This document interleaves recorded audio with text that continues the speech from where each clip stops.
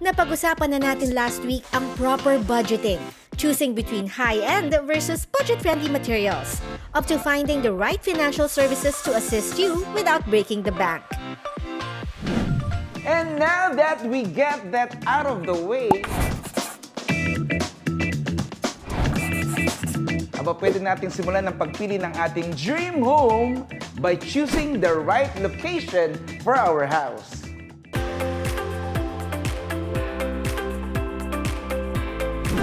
Napakahalaga ng pagpili ng tamang location for our dream home. Lalo na't a home should always serve as a safe place. Hindi lang basta relaxation at comfort, kundi lasting memories para sa ating pamilya.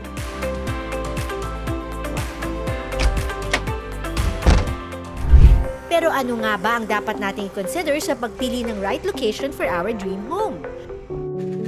Bilang isang single mom, hindi magkandamayaw sa pagbabanat ng buto as a massage therapist ang nakilala naming si Geraldine Espinosa. Hindi biro ang kailangan bunuin sa pang-araw-araw ni Geraldine, lalo pat 7 anak ang kanyang kailangan buhayin. Sobrang hirap, pero nakaya naman, sir. Wala pang sariling bahay si Geraldine at nakikitira pa rin sa tahanan ng kanyang kapatid. Bukod pa riyan, hindi rin daw maganda ang lokasyon ng bahay. Maliban sa masikip at makalat na kapaligiran, kulang na kulang din daw sa access sa mga esensyal na serbisyo dito. Bagay na lalong nakadadagdag sa kanyang pagkaburyo. Ang hirap kasi dito sa tubig, then wala rin kaming kuryente. Pag tumaas yung tubig, mababasa po kami. Hindi kami makalabas. Dagdag pasakit din daw ang lokasyon ng bahay. 4 sakay before ako dumating sa work ko. Gusto ko kasing doon sa malapit sa trabaho ko kasi mayroon ding kuryente, tubig.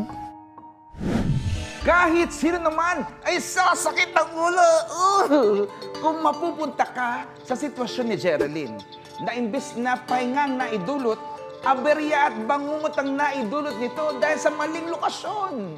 So to avoid such problems in building your dream home, makakasama natin ngayon ang 2 ekspertong architect na magbibigay sa atin ng valuable tips sa pagpili ng right location for our home.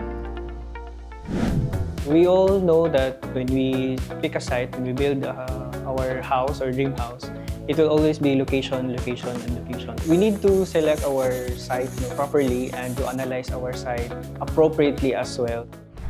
Pero ano nga ba ang mga dapat i-consider when conducting a site analysis for our dream home? Just to give an anecdote, if you're familiar with the movie, The Last Airbender, there are 4 tribes. So these 4 tribes actually just represents the key aspects in what to look out for the site or to look out for a property. First is earth, so we need to look out the topography of the site, the location of the site, where it's adjacent to. It could be adjacent to a body of water, a terrain, a mountain, or those aspects. Then water, if it's a body of water, what are the things that you need to consider if you are beside the body of water? Air, so if you have your neighbors or neighboring buildings already, this affects also the wind flow in your property. So for the tribe fire, we need to look into how the sun actually affects the site, the solar movement during different times of the day, which areas of the property is being hit by the sun. So this could help us optimize daylighting and such. Next question, Architect Neil. Paano nga ba nakakaapekto ang environmental factors na ito in finding the right location for our homes? If you're near to a body of water, these are actually potential for flooding. So pag terrain naman, pag nasa steep slope kayo, these are also important to notice kasi pag the site is too steep, if we disturb too much the natural slope of the site, it's landslide prone din. Pag nasa flat slope naman tayo or flat terrain tayo, tapos nasa lowest elevation tayo, then we are also in the flood prone area. Maliban sa natural environment, ano pa nga ba ang mga dapat i-consider? When we visit a property on-site, we need to look into also the neighboring conditions. If you live in a place that's too crowded or it's too noisy, it also affects our well-being and our peace of mind.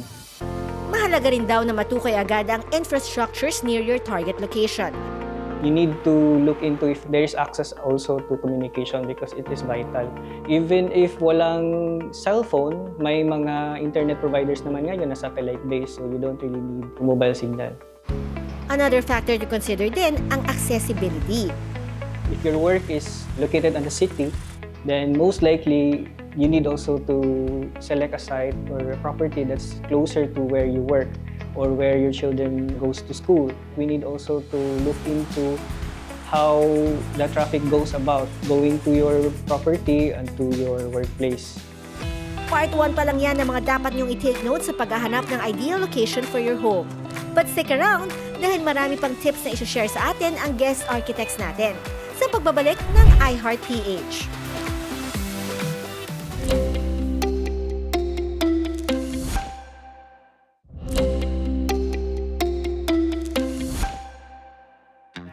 And now that we're done with our site analysis, ang susunod na step sa pagpili ng tamang location for our dream house is ang site selection criteria.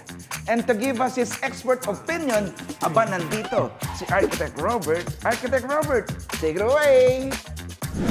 Ang pagsa-site selection, ang isa sa kailangang i-consider is yun nga, yung priority. Different families have different requirements. Gaya nga ng sabi ni Architect Robert, different families have their own different needs and priorities when it comes to choosing the right location. Kaya naman iba-iba rin ang possible scenarios for each home. Some will prioritize a location where they can build a family. If it's a family with young children, you need to consider kung saan mag-aaral ang mga bata in the future. Ultimately, they will have to go to high school and then college. So maybe you have to balance out yung location ng bahay niyo so that the children don't have to travel very far regardless of the level of schooling or education that they are at. While others will prioritize growth. If, for example, there's a young couple and then they don't have children, one of the things that they can consider is kung ano ba yung hobbies nila. It might be ideal for them to have their place or have their house located somewhere that is closer to the mountains or somewhere that is closer to the sea for them to be able to perform these activities. For homeowners who choose remote work, mahalaga talagang i-consider ang location na malapit sa communication infrastructures. Whatever you are doing in your work is done online. So aside from the activities or what you wanted to do on your downtime or kung wala kang trabaho, you also have to consider yung utilities ng site. Is there enough electricity? Baka parating nagba-brown out sa site? Or is there internet connection na available? Or do you have to invest on infrastructure so that you can do your work as well remotely? For retired couples naman, most retired couples that we've known or that I've known would like to, yung parang priorities have already changed. Ayaw na nila sa hustle and gulo ng city. Yung iba naman is gustong mag-farm. Then it might be ideal if the location has ample space for farming as well. Or if not ample location for farming, may malapit na lugar kung saan sila makakapag-farm.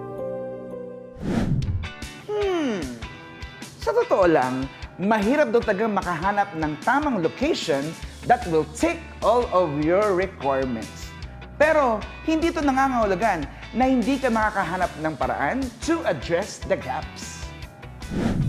So in terms of infrastructure, that covers utility aspects, internet, water, and power. So for power, we can actually buy solar panels. So parang off-grid yung power source natin. So for communication, you can buy the satellite-based internet communication. It's expensive, but once you have that, you'll be paying a very limited amount monthly.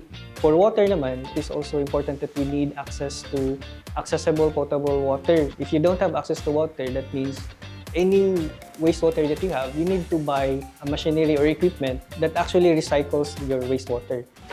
lifetime investment ang bahay. Kaya naman napakahalaga ang right location for your dream home.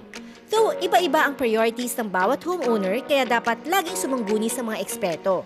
Kaya ang mapapayo lang ni na Architect Neil and Architect Robert. It will have to really depend on kung ano yung kaya. If kayang bumili ng property na malapit sa place of work, regardless of medyo mahal siya, then you can buy that so that you can reduce the time needed to travel. Pero kung medyo alanganin sa presyo, maybe you can look out somewhere in the suburbs. It is vital actually and essential to pick a site where you're most comfortable with. So it doesn't really matter if the value of the land is low or the value of land is high or what neighbors are cramped or whatever. As long as you're comfortable and you feel safe, that's the most perfect site for you.